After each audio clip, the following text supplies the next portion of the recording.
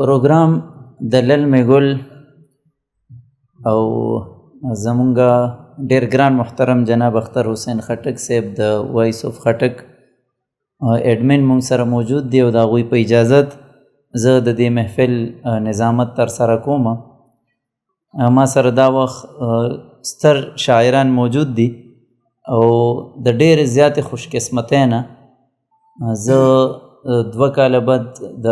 کاله بعد چې زه د سفر نه راغم نو الحمدلله زما دا ملګري راغلي دي. زه ډېر زیات خوشحال شوم او کومه چې زما ادبي تنده وه نو یقینا چې لګیا دي او ما سره رابطه زه دوی ټولو ډېر زیات مشکور یم.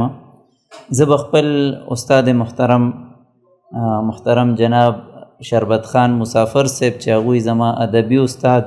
زما اخلاقي استاد او هر قسمه چې زما څه د وجود نه خیر ښېګړه کېږي نو هغوی کې د دوی حصه ده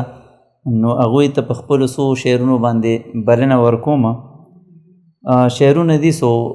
جی عرض دی سم قافلې په ما غمونه راځي سم قافلې په ما غمونه راځي ورسره سنگ بلها دردونه راځي ژوبل پښتون یم حیرانېږي ولې ژوبل پښتون یم حیرانېږي ولې په ما خو وار په وار جنګونه راځي او چې د قلم په ځای ټوپک خوښوي چې د قلم په ځای ټوپک خوښوي له هغې کوره به ویرونه راځي او چې خپله ژبه کلتور هیر کړلو چا چې خپله ژبه کلتور هیر کړلو چا هغه قام خپو ته زنځیرونه راځي په خپله خوره باندې امن غواړو په خپله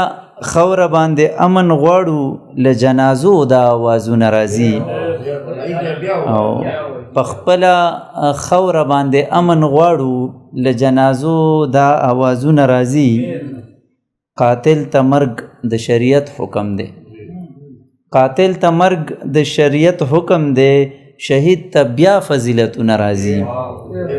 او راهی تنګ شوی یم په ژوند کې له زور راهی تنګ شوی یم په ژوند کې له زور چې خولې ته دا رنګه شعرونه راځي. د زرګو شعرونو کاتب د سونو کلامونو کاتب او د شعر د هر صنف د نظم د هر صنف کاتب محترم جناب شربت خان مسافر صاحب ته درون هرکلی ویم.